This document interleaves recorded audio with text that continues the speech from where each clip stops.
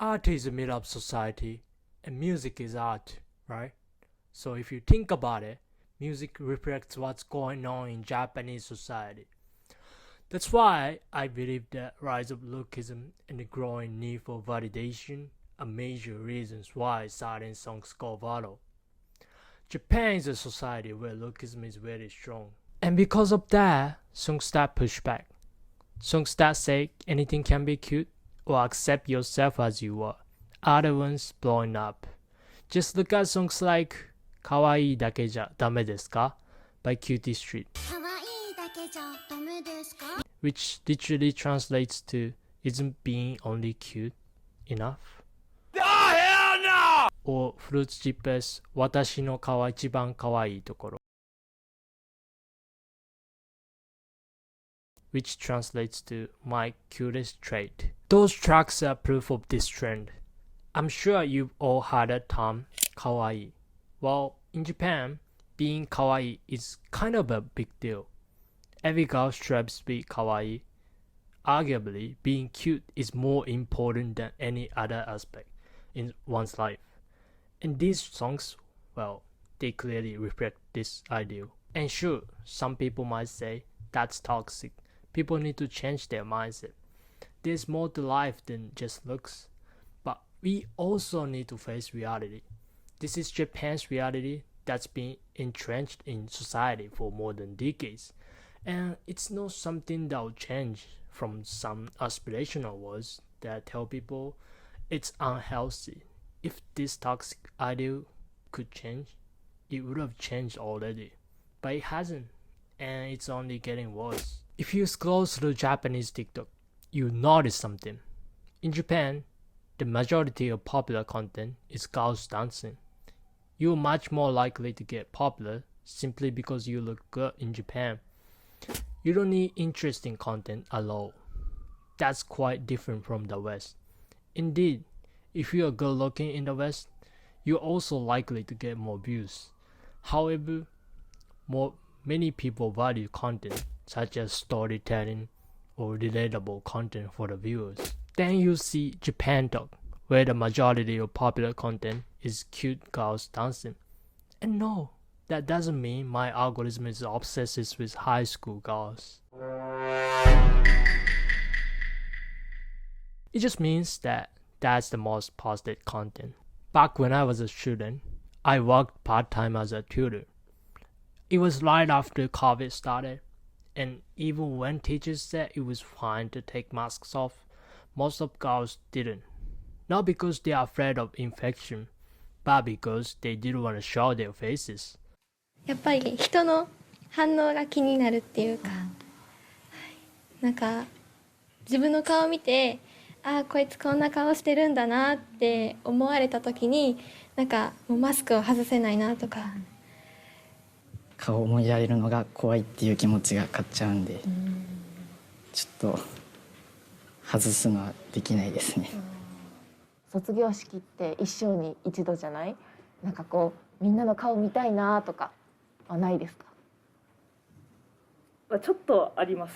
ちょっとありますけど、やっぱり外すのはちょっと嫌です。When people think of strong lookism, Korea often comes to mind. But honestly, I think Japan is right next to Korea. And unlike Korea or China, you almost never see women out in Japan without makeup. Even if it's just to go to throw out the trash or go to the convenience store. In Japan, when people compliment others saying they're cute or beautiful, they usually mean fair skin, a small and round face, double eyelids, big eyes, and a smaller nose and mouth. It's similar to Korea and China, but in Japan, cute faces or childlike faces are more popular than sexy or mature faces. Again, that ties into Japan's whole kawaii culture. If you look at Japanese particular photo booths, even though they exaggerate your facial features way too much, you can still notice the standard of cuteness which leans toward rounded big eyes and a small face. For body type, the ideal is usually slim and petite. It's not about being curvy, but being slim yet cute. Now people often say Asians wanna look like white people, but that's not true. Especially pale skin. That's been a Japanese standard for centuries. For example, back in the Heian period, noble women's ideas were super clear. White skin, long black hair, and blackened teeth. Even the tale of Genji describes fair-skinned women as beautiful. Why? Because commoners walked outside and got tanned, while nobles stayed inside and had naturally lighter skin. So pale skin was a symbol of wealth and high status, not about looking Western. And in the Middle Ages and Edo period, this pale skin equal beautiful value continued. Women painted their faces pure white with a powder called oshiroi. It spread from nobles to samurai families and wealthy townspeople. There's even a proverb, fair skin has 7 flaws. Just keep in mind, Japan was in Sakoku, closed off from the West at the time. So again, this cultural widening was purely Japanese aesthetics, not Western influence. And the difference between Japanese and Western beauty standards are huge. For example, in the West, fuller lips are attractive. But in East Asia, people prefer moderate or thinner lips. In Japan especially, thin lips are considered cuter. In East Asia, fair skin is more important than tan, healthy skin. In the West, curvy bodies are praised. People train their glutes or even get surgery. What the fuck? What was that? Yo, no. Biggest ass I ever seen fly. But in Japan, a lot of women feel insecure if their bed is big. So why Lookism is intensifying in Japan? Some people argue Japan doesn't have strong Lookism because the plastic surgery rate is lower compared to Korea or China, but the truth is, Lookism here is only getting stronger. Surgery rates were lower in the past because of tattoo, stigma, cost, and fear of risk. But now, high school girls who love K-pop and K-dramas are more open to surgery. And with global diversity trends, people are less negative about cosmetic procedures. Nowadays in Japan, people even say surgery is just another form of effort. This mindset turns plastic surgery into something like dieting or makeup. Before, makeup was the limit of what you could do to improve your looks. But now, surgery has opened the door to endless chasing. Ironically, surgery has become a so-called escape from Lookism, while actually feeling it. The internet made this worse. Likes and views make it so easy to measure your own cuteness. And instead of just comparing yourself to classmates, now you're comparing yourself to influencers your age. Validation seeking makes people obsess about appearance because it's the fastest way to get recognition. So Lookism keeps growing. And it's not just social pressure. Marketing plays a huge role too, especially via appeal advertising. For example, watch Japanese hair removal ads. でもオタクの私にはおしゃれは難しすぎてこのマネキンの服着ていいですかお客様お似合いですよね今のやばくない試着しなくても似合わないのわかるでしょちらっと見えたけどあの小胸毛もやばかったよね処理しないで外出るとか勇気ありすぎ They say if you have body hair, you fell in love, or even job hunting. Or without smooth skin, people will think you're gross. They plant fears people didn't even have just to sell treatments. Plastic surgery clinics do the same thing. Here's a scary example. There was an ad on the train that said, I used to hate exercising because sweat would melt my double eyelid glue, but after surgery, I don't worry about sweat, water, or my bare face anymore. Imagine if that ad were in the US or Europe. It would cause massive backlash. Even online, people are inventing new categories for facial features, giving names to tiny details that creates new insecurities. This was a dab that put on the trains and in station with the slogan, there is no right answer for cuteness. It had commonplace related terms often used on social media with lines drawn through them to reject those labels from left to right.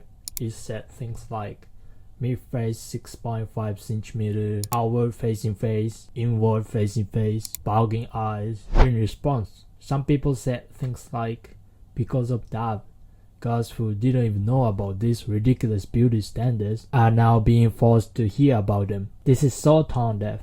I'm shocked. As a company, your word is a downfall. Basically, critics argue that the campaign was actually accelerating Lookism rather than fighting it. And when I asked my female friends, they told me, yeah, we all know those terms, even if we are not into surgery. And I know for women, being cute has become a survival strategy in this society. And since no individual can change the entire Lookism culture, and I do think plastic surgery itself isn't evil. But once people start, they often can't stop. This connected body dysmorphic disorder, where people obsess over flaws that don't even exist, checking mirrors for hours, feeling too ugly to leave the house. 関東で暮らす田中真央さん、24歳。集計恐怖症に悩んでいます。目とか鼻とか唇が薄いところとか、あとは顔の輪郭の骨をもうちょっとこう丸みを帯びてる感じにしたい。自分の顔を受け入れられない真央さんは鏡を見続けてしまうことも。そのためメイクに時間がかかるといいます。鏡の前に立つ真央さん。まずは目元。黒目を大きく見せるためカラーコンタクトは欠かせません。そして唇のメイク。これは鼻の下分がいのがコンプレックスなので、ここに暗い色のせてちょっと短く見せるみたいな。上唇をメイクして鼻と唇の間を短く見せる工夫をします。そして再び目元。目は